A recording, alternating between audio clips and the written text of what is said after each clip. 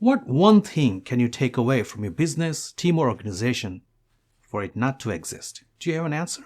Great. Keep that answer in mind because we'll get to it in a bit. But before we do, let me ask you this. How important is it for you to build a business, an organization, or a team that is most likely to continue to grow long after you're not a part of it?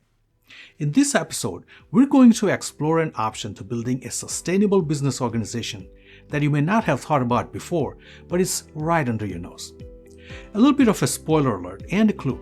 It has nothing to do with artificial intelligence, but it has everything to do with natural intelligence. I'm also going to share with you a simple action you can take. If you do this one thing consistently over time, it can transform your business and help it become a self-sustaining organization that can thrive for decades or even generations to come. This is the Business Philosopher Within You podcast, and I'm your host, Bhavesh Naik. I've asked this question now to hundreds of people individually and to groups of 10, 20, 50, and sometimes a couple hundred people. What one thing you can take away from a business for it to stop existing? Over the years, I've heard many answers. Business plan, intellectual property, financing, cash in the bank, logo, brand identity, marketing strategy, sales funnel, customers, clients, processes, systems, technology. All these things are important, of course, but rarely do I hear this answer. Once I tell you what it is, you'll probably think it's obvious. You would probably agree that if we took the people out of a business, it'll stop existing. It does not matter if a business has 1 employee, 1,000, or 100,000. If the people are gone, the business is gone. The life of a business, literally, is the life of its people. In legal definition, a business entity that does not have people behind it is called a shell corporation. Even the legal community recognizes that a business without people is a lifeless shell.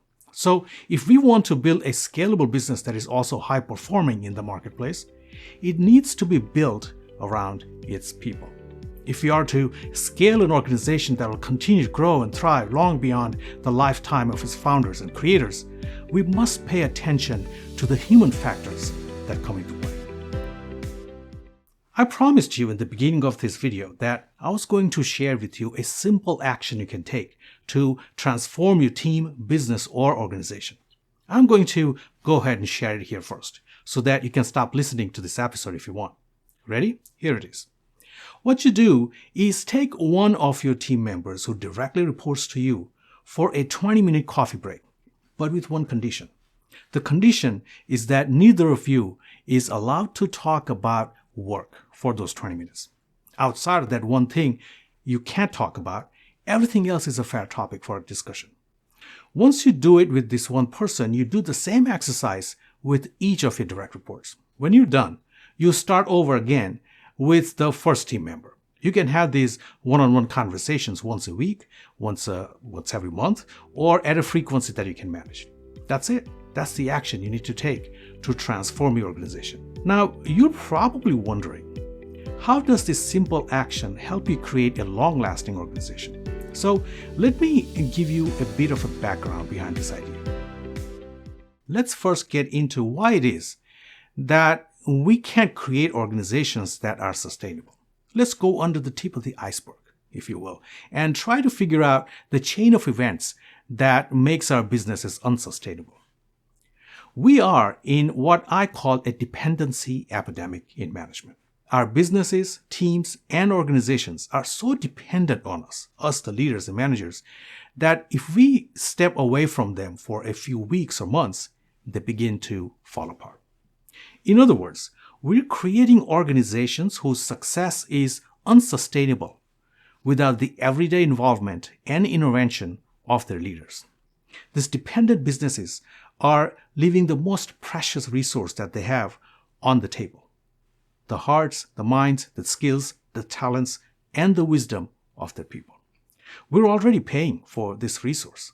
Employee salaries are the biggest line item on most companies' financial statements, but we're not using that resource to its capacity. There's a flip side to this problem. Low-performing, low-producing people are also unhappy with their work. There is a direct connection between low performance and job satisfaction. Contrary to the common misconception, when we don't utilize all that our people have to offer us, we also make them dissatisfied with their work. So it becomes a vicious cycle.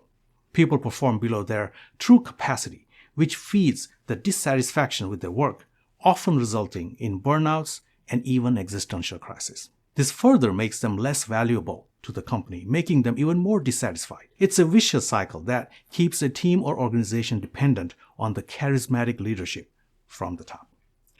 Let's look at the underlying reason for this dependency epidemic. Gallup has been running a study since 2004. It tells us that only about 33% of employees in the US and Canada are engaged to their work. This low engagement rate has remained quite steady in the last 20 years or so that they've been measuring. So what about the other 67% of employees? Well, they found that 51% of all employees are disengaged and 16% were actively disengaged. These actively disengaged employees, the 16%, are miserable in the workplace and destroy what the others built. The remaining 51% of employees are not engaged. They're just there, doing the minimum that is required of their jobs. Just imagine, if you manage a team of 6 people, 2 of them are actively engaged.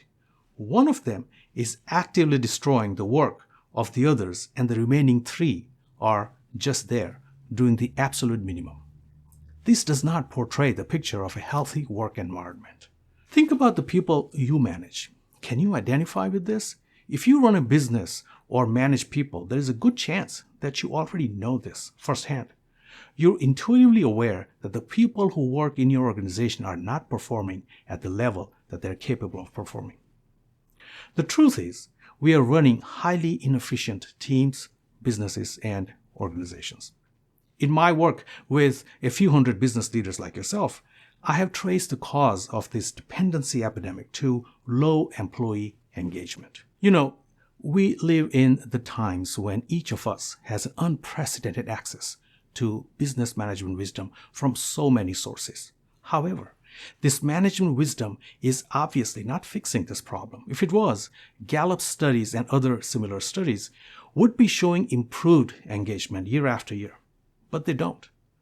The question is, what's the reason for this low employee engagement? Why is it that this management wisdom that we all have access to is not fixing these problems of dependency epidemic and low employee engagement? Well, consider this. The core of the management practices in use today was developed in the 1800s during the time of Industrial Revolution when we were all fascinated by machine. It was called the scientific management theory and tried to remove a lot of what makes us human. The core theme of our management practices, even today, is this. If we are to manage people efficiently, we must manage them as if they only have 2 faculties, behaviors and intellect. Can you think of an entity that is very smart and can do a lot of things, but don't have aspirations, don't have dreams, don't have their own independent wisdom, don't feel a range of emotions? That's right. These entities are machines and computers. They are robots and algorithms. Webster's 24th Century Dictionary, 5th edition, defines an android as an automaton made to resemble a human being. Our management methods are designed to work with and deal with people as if they're machines. They are still based on the scientific management theories developed in the 1800s. Sure, we talk about mindful meditation and emotional intelligence, and these things are steps in the right direction. But we have not yet brought the humanness of our people in our management practices in a fundamental and structured way. We're not innovating our management philosophies. We're stuck in the past. When it comes to managing people, we're still playing off the sheet music developed in the 1800s. So we're not creating inspiring workplaces that engages from the core of what makes us human. If we want to bring innovation to the way we manage people, we need to do it ourselves. We can't rely on the management wisdom that has been passed down to us in the last few generations. If we truly want to create a workplace that is highly performing and deeply engaged to its work, we need to reinvent the way we manage people. And we can't rely on others to do it for us. We need to do it ourselves. We need to learn to trust our own inner wisdom more than the opinions, judgments, and advice of the others. This does not mean that we do away or discard the wisdom of others. We use them. There's nothing wrong with them. It's just that the external wisdom is not our wisdom. No one knows more about our business than we do. And that external wisdom is very likely to have the limitations that we just talked about. In other words, we need to trust the business philosopher within us more than the business philosophers who are outside. We need to become our own best business philosophers. This is the pivot point. Once we make this mind shift, we take back our power to be our own best business thinkers. And then we can go about fixing this dependency epidemic in business management once and for all. Here is the chain reaction that will allow us to wean our organizations from dependency and make them self-sustaining.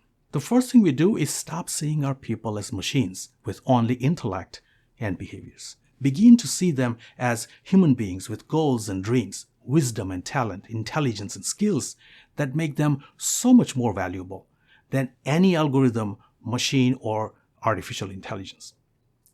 The next thing we do is incorporate this fresh point of view into our management philosophies. And then we create new methods, practices, structures, and systems that work from this new perspective. When our processes and systems are built from this viewpoint of seeing people as human beings, we engage them from the core of their humanness. With this high level of engagement, our employees feel satisfied and fulfilled, yet highly productive and efficient. Now we can create organizations that are both high-performing and resilient. This high level of engagement from our people allows us to create self-empowered teams, organizations, and ultimately businesses.